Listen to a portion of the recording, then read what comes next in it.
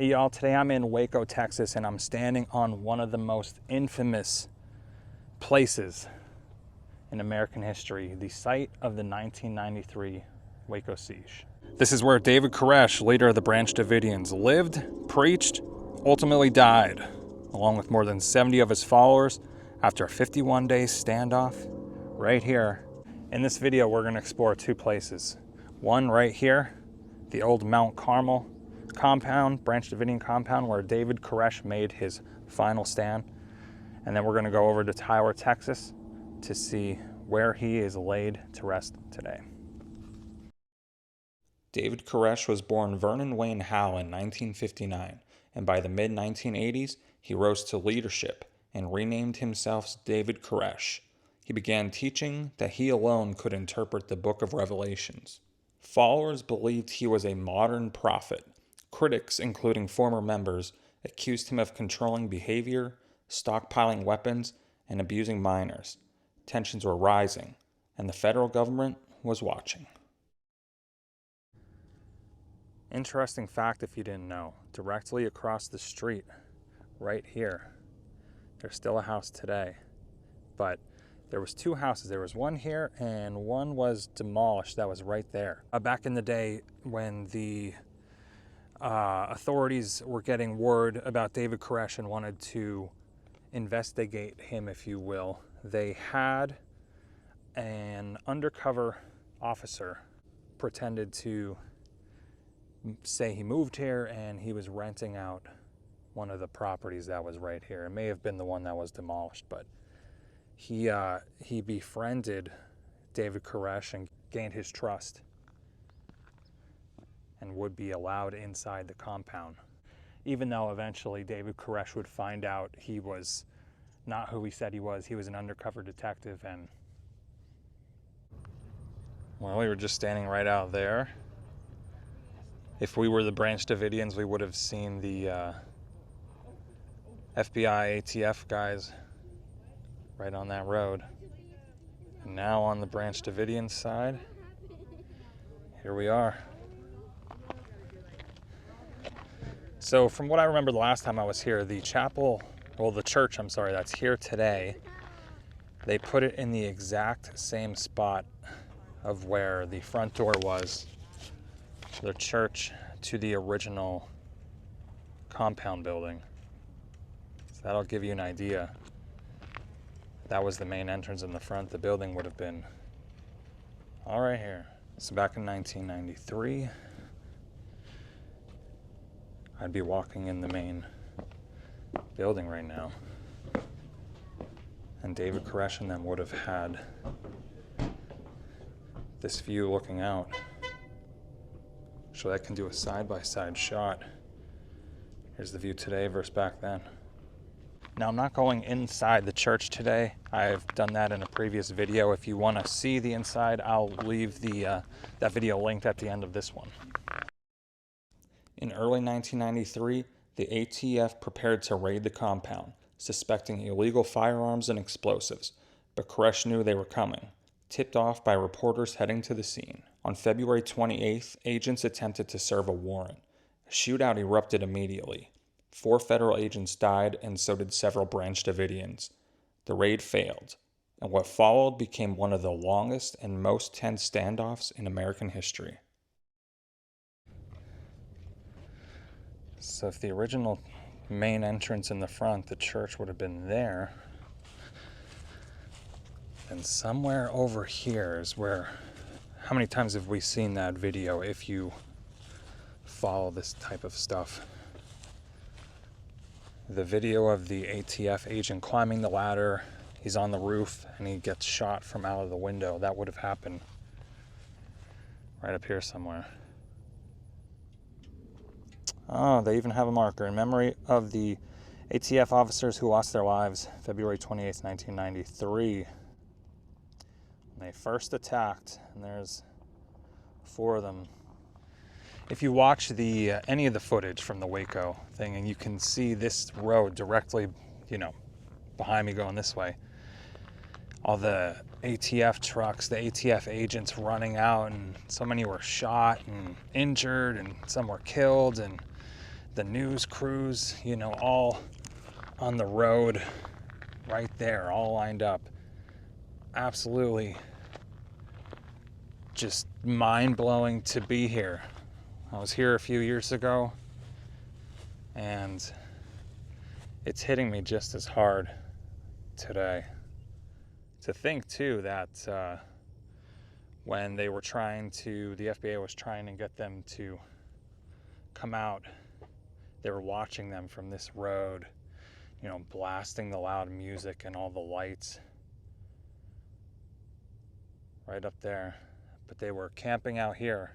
The FBI basically surrounded these grounds. They cut off power, cut off communication. Negotiators worked tirelessly. And thankfully, though, dozens of children were released. David Koresh, on the other hand, refused to surrender, as we all know. He claimed he was a prophet writing his own version of the 7 seals, and he would not come out until God told him to. As I'm walking around, everything that we see here today, emptiness, open land, this once held families, you know, full-blown families lived here. Dorm rooms, workshops, Koresh's living quarters. And then the day came, April 19th, 1993. The FBI moved in with the tanks. You could still see them coming across this land right there. Tanks that had tear gas, hoping to force a peaceful surrender. Instead, right here, fires erupted multiple parts of the building. I do think it'll be a debate for all of time that will never be fully proven or solved if the ATF started the fire, if the Branch Davidians started the fire themselves. But like I said, I'm not here to discuss that. I'm here to just remember what happened here on that day. And David Koresh was one of the 76 total that perished here, as well as, unfortunately, about 20 children. A lot of them did get out, thankfully, but about 20 lost their lives right here. I do not know exactly where David Koresh was when he passed away. Could have been, I would imagine, somewhere right in here, somewhere in front of me. Autopsies later showed that he had been shot, likely by one of his own followers as the fire intensified. I don't think he was brave enough to do it himself. I would bet he had one of his followers do it for him. But his body was badly burned and recovered along with dozens of others. What's kind of ironic is David Koresh, being who he was, the man that, you know, said he was the son of God and would live through it all and all that, but he ended up dying right here at the place that was, you know, he swore that would protect them.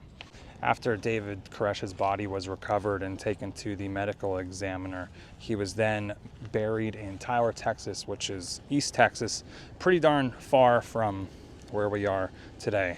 And as you'll see when we get there in the video, there's no big monument, no huge ceremony. It's just a small, simple plot for a man who said he was the Son of God. So I'm here with Rebecca, who's visiting with her family, and she was talking to me, said she thinks she saw me here before, which I said, yeah, it's been a few years, but I've been here. But anyway, she just told me she went to high school, was it? Yes. High school with David Koresh, who back then was Vernon Howe, which is crazy. But yeah, I was in the 10th and 11th grade with him at Garland High School. Garland High School. Yeah, and I had him in a computer math class. I remember that he just kind of sat in the back of the class and was kind of a loner. Mm-hmm. You know, he didn't really talk to a lot of people. And then when we put on our musicals at the end of the year, he worked on the backstage and he worked on the sets and different things. He was a pretty good musician. Yeah, he was. And like a singer too. I've seen videos of him singing like here, and I was like, wow, like he could sing. That surprised me after the fact because he wasn't in the choir or anything. He wasn't in the band or anything. He just worked on the sets and stuff. And I would have thought he would have been more involved, you know, but he Yeah. wasn't. Yeah. He was a real loner type. Yeah, actually. I can imagine. Then he turned into this huge thing where everybody's following him. Right. So let me ask you briefly, what was going through your mind when you heard about this? I couldn't believe it was him. Yeah. You know, it was just like, really? Yeah. That's David, not David, but Vernon. Vernon Howell. Yeah. And after that, just real sadness, because he never really showed any of that kind of stuff Yeah. back then. You know, it was just him being really quiet and kept to himself. Wow. So, and he wasn't that type that everybody was drawn to him. You know, you wouldn't even have known that he was around if you didn't know. And really, I didn't even remember until this happened about him. So. Cool. Well, I appreciate you saying that. Thank you. And if you watch this video, you'll know. So thank you very much, Rebecca. Yeah, you're welcome. Wow, that was very unexpected, but I'm glad I ran into Rebecca and her family there. Rebecca, if you watch this, thank you for sharing that highly interesting stuff with us. I always thought it was interesting, the last time I was here anyway, that they have David Koresh's name on here. Vernon Wayne Howell was his real name. Founder of the Davidian branch, Seventh-day Adventist movement. It's kind of interesting that they have him on a memorial for what he did, but I'm not one to judge.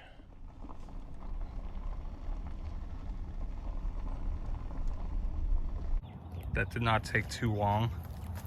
I knew, based off Google Photos, kind of what it looked like, but wow, someone left flowers here. And this is the one and only grave site of the branch Davidian leader. Pretty much was the reason for the whole Waco siege, if you think about it. In his father's hands, David Koresh, August 17th, 1959 to April 19th, 1993. And people did leave flowers here. Man.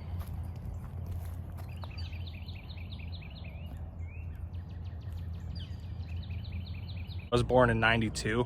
I didn't really know much about the Waco siege, but growing up, my mom would talk about it. I remember my mother-in-law saying, you know, when that was a thing for the 51 days, it was on the news every day. You knew what was going on every day. And then it all came to a terrible ending where a fire started, you know, they were killed, they were gassed to death, burned to death. It's crazy. They still have a bus, underground bus that's still there. David Koresh. I wanted to end my video here, but I wanted to end by saying, no matter how you see David Koresh as a manipulator, a terrible person, a misguided prophet of some sort, however you see him, what happened here back in 1993 still remains to this day one of the worst tragedies in American history. But I'm glad to bring you all here, and it hasn't changed much since I've last been here. So anyway, if you like this video, thumbs up. If you want to see more Waco videos, check out my Dark History or Famous Graves playlist, and I'll see you there.